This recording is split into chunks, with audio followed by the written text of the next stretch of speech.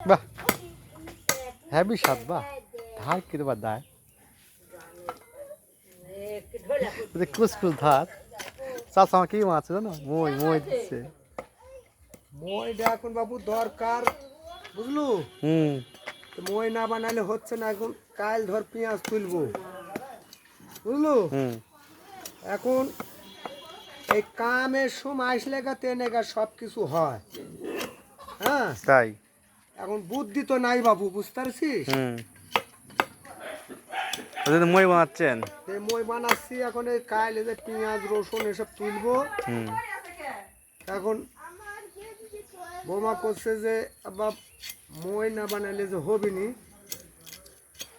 মই তো বানাবো রে বাবু রে।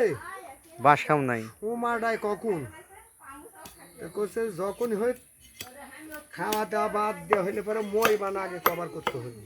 হ্যাঁ রে মই কেন মই তো রে বেটা মই যে হ্যাভি সোজা হয়েছে বেটা মই। আর বা মই সোজা এখন বাঁশ সোজালে, বাঁশ এখন সোজালে এখন কি করবে? এখন ধর যা আছে তাই বানাতে হবি, বুঝতে পারছু? আচ্ছা ঠিক আছে।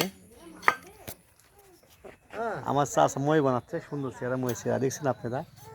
সবাই মইটা পছন্দ হলে সবাই মই বান থেকে চলে আসবেন আমার কালিকাপুর দুকুম পড়া মোড়ে। আমার সব কাজ পারি আমরা, টেনশন নেই আপনাদের জন্য।